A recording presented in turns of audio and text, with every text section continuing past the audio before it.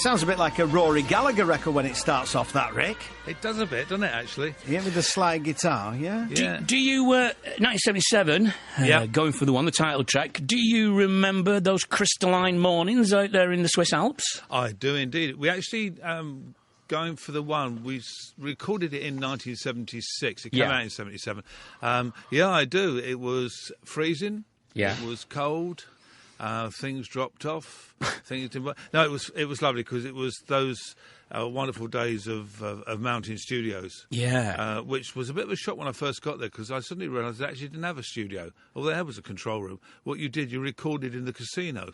Wow. Which eventually burnt down, I think.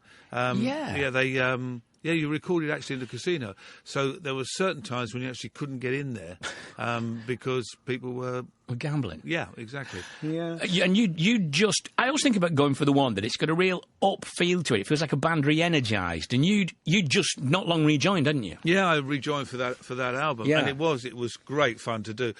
The thing that was fantastic, and it doesn't really happen very much these days, of course, all the band, we were all in the same place for the whole 7-8 months, whatever it was, of recording. Wow. So we weren't living in each other's pockets. I mean, Yeah. we socialised a lot together, and some of them thought they could ski. That was quite funny. And like sort of disappeared to fall over a lot.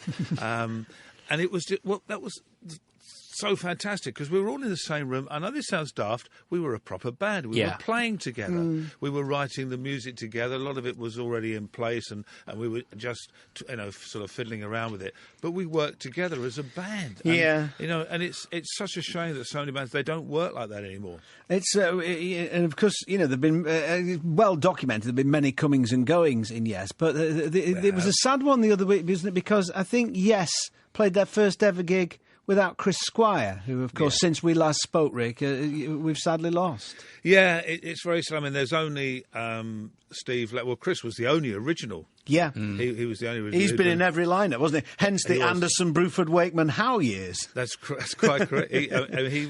I mean, Chris... was the perpetual member, as we lovingly used to call him. Alan came in after me. Alan came in 73.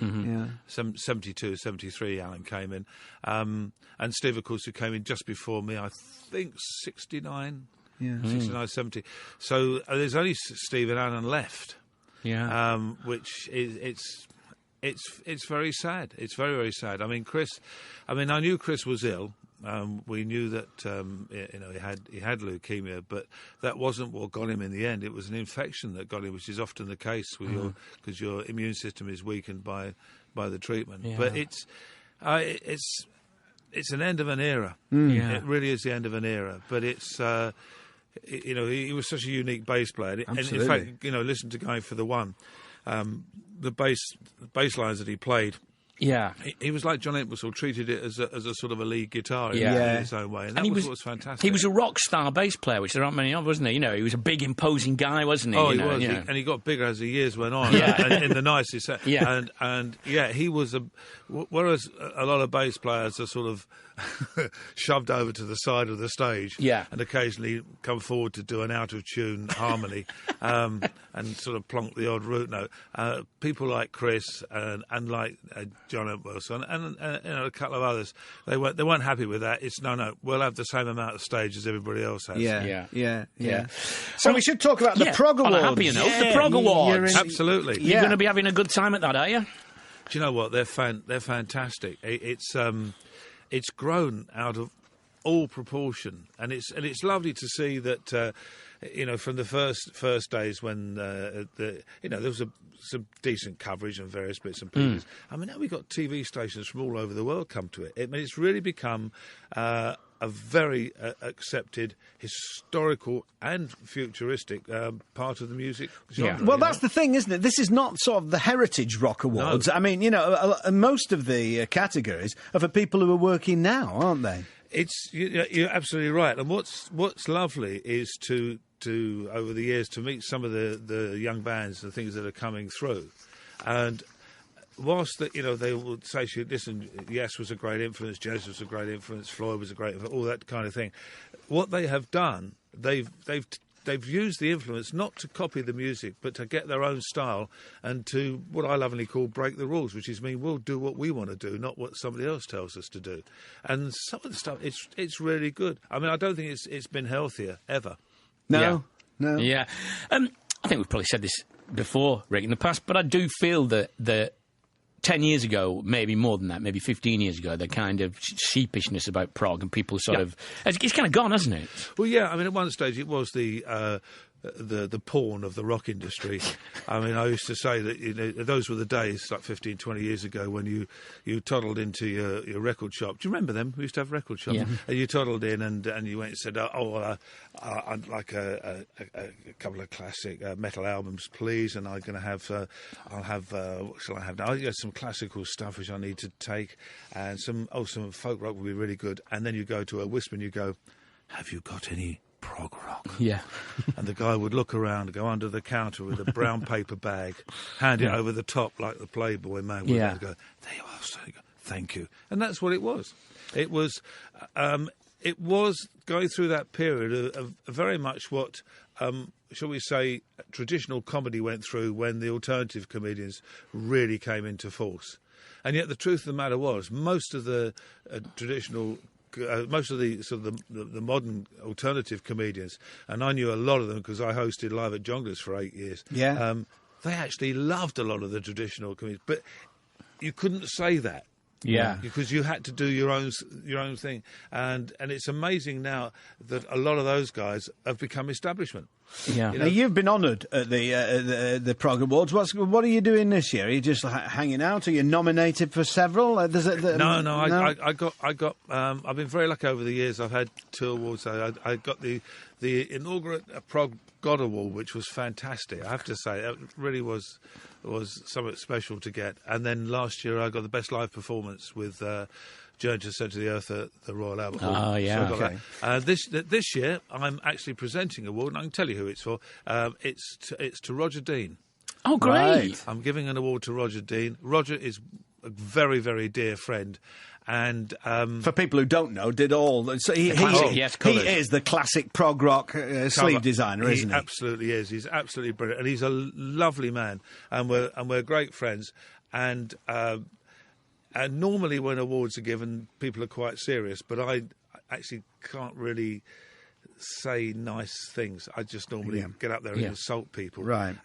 In fact, last year, Rush won an award, and they came to me and they'd asked for me to present it, and they said, "Be as rude as you can." Yeah. So I was. Right. And they loved it. It was great. So I mean, I'm not unkind, but certainly I know Roger well enough to sort of be able to make some suitable comments. But it's a very worthwhile award. We should also say that there is an award for Chris Squire, a posthumous award for Chris, isn't there? And also, another keyboard whiz of Tony Banks is getting his prog god this time. Absolutely, Tony is prog god, and very well deserved too. I'm a great fan of Tony. He always seemed to play on a very high stool to me. He always seemed to need very long arms for his position. I mean, you had keyboards stacked up so you could only see your head and cloak above them, but he always sat on a very high stool and played very low down. It seemed to me. I think that's probably from the amount of time spent in wine bars. I was in pubs. Yeah, right, there you go. So you needed to lean on a bar. That's the thing. Whereas Tony, I mean, all the Genesis guys, they were more akin to wine bars. Yeah, they were, weren't they? I mean, as a prog mad 12-year-old, I would have imagined that you and Keith Emerson and Tony Banks were fierce rivals at each other's throats. But were you not? No. No, I mean, I didn't know Tony very well, actually. I mean, Keith and I have been great friends for an awful long time. And it was really quite funny because, we play totally differently. I mean, it's like comparing footballers. Who is the centre forward better than the goalkeeper? You can't do that. Everybody's individual. But Keith and I used to laugh a lot. We used to sort of call each other up and go, "Hey, guess what someone's written in Melody Maker this week?" Yeah, that I was meant to have said this, or Keith was meant to have said that, and it was all rubbish. But the interesting thing was, we never actually questioned it because it just gave us great publicity. Of course. Yeah. One of the funniest things was Keith and I a few years back we were sitting in a restaurant in London having lunch and having a good time, a good laugh, and this couple got up from their table as they were leaving, and they stopped and they said, "We're really sorry to disturb you while you're eating, but we're so glad that you've made up and are friends now. And Keith just looked and said, no, I hate him. I'm about to sue him. And they went, oh, so sorry. It was very funny. I mean, it's... but, Keith and I are great friends. Now, so the Prog Awards is... I was going to say we got locked in the toilet together, Keith and I, at the very first Prog Awards. Oh, really? All right. Nice. The very first Prog Awards were held at Kew Gardens, and the loo only had 2 cubicles for number 2s, as they say, and there was quite a few. And I went in there, and there was nobody else in there, and there was a banging on the door, and it was Keith, and he said, I'm stuck, the door's jammed. So I said, all right, look, let me see what I can do. So I went into the other cubicle. There's nobody else in there. I went in the other cubicle and climbed over the top into his cubicle, and he eventually forced the door open. And as the door was forced open, we both came out the cubicle. There were about 30 geezers in there, all, including an awful lot of press, as we came out.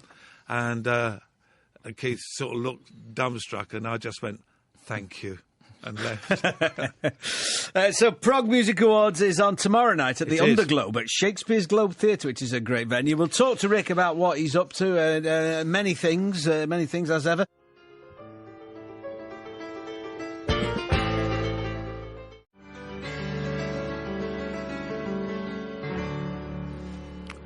Tune, as I believe the young people say.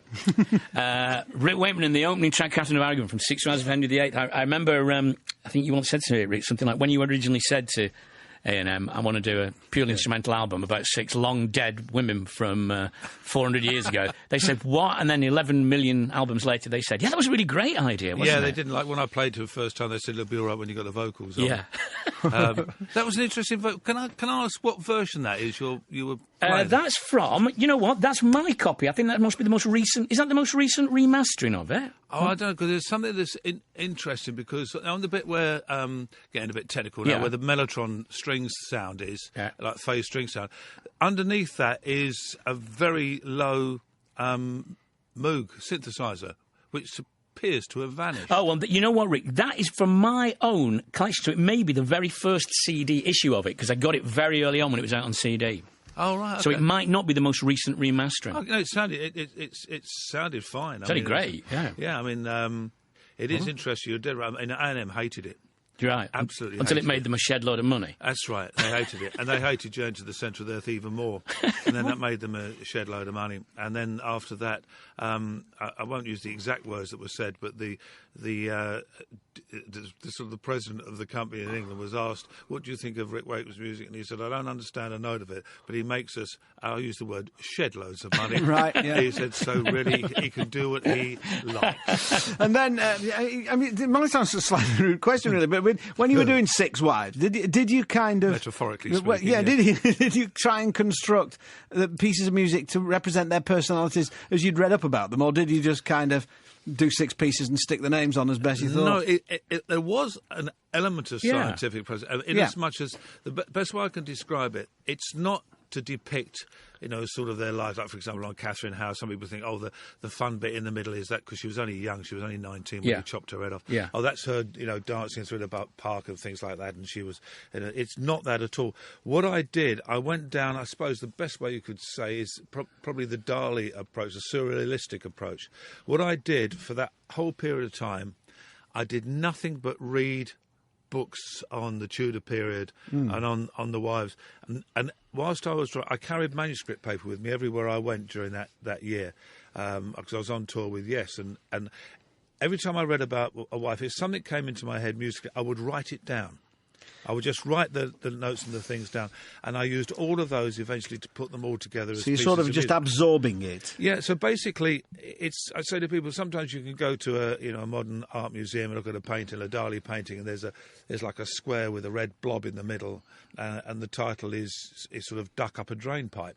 Now you can look and go, well, I can't see the duck up the drain pipe, but you know that when he was painting that was all he was thinking about, right? And that is exactly the same with the 6 Wives. I can put my hand on my heart and say every single note of that was written whilst reading about them. And there's a hell of a lot going on in, 3 odd minutes there. I mean, really a hell of a lot going on in there, I mean, most bands would get an album out of that. Yeah, and of course, Chris Squire on bass. Absolutely, I'm just going to say Chris Squire on bass, yeah. So you've got a lot going on generally, because there's kind of 3 different sets of dates. There's the English rock ensemble, and there's solo ones, with you at the piano, or sometimes piano and organ, and doing a lot of talking, and there's some Wakeman family shows as well. Yeah, we do. There's all different sorts. I do a lot of the orchestral shows, like the Journey shows. They're mostly abroad now because we've done the UK, so we do those.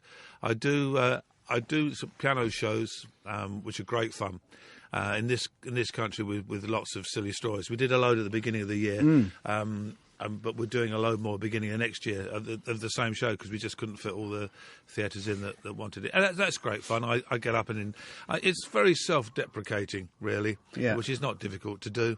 And then I've got the band shows, which we rarely do in this country. In fact, we've only got one show with the band doing all the old classic prog stuff in the UK, and that, in fact, is next, Friday week at Barrow Hill Roundhouse. Yeah. Well, I've got you down for doing the Boston. That's Boston, Massachusetts, is it? Ah, right, okay. Well, when am I doing that? No, that Halloween and the 1st of November. Yeah, no, that's moved to next year. Oh, that's it, right? Okay. Are you still doing your organ recital at Lancaster Priory? That's going to be great fun. I'm doing Lancaster Priory. We're doing two nights there. 16th and 17th of October. That's it. And what that is, they said, "Will I come up and initially do the piano show?" And I said, "Yeah, I'll do that." And they said, "Fancy the choir?" And I said, "Well, I haven't seen a picture of them yet." And they said, No, do you fancy working with them? I said, "Not half." So I've got a lovely big choir.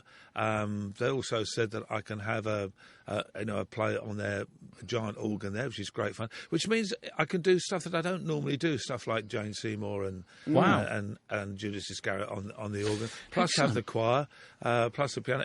That's going to be great fun. That sounds great. Yeah. Check for details of what Rick's up to. Is there a website for all your various things? Yeah, go on to rwcc.com. rwcc.com. All of Rick's forthcoming shows are in there. Reluctantly, we'll have to move on. Have a good time tomorrow, Rick. I will. I'm looking forward to it. It is. It's a great night. You guys are going to get down. We'll get there one of these years. I know. We really should. Do you know what? You two, because they have different presenters every year. You two be perfect for. Well, we'd be absolutely thrilled. I shall put your name forward. Thank you. Well, don't tell Matthew. Don't tell Matthew Wright. It was like we're trying to shove him out the door. But he's only doing this year. They do. Gavin Esler's done some in the past. He has. He's been on the show. Yeah. Well, we'd be honoured. So yeah. Well, have a good time, Rick. Bless See you. you soon. Thanks, guys. See you, mate. Bye. Bye.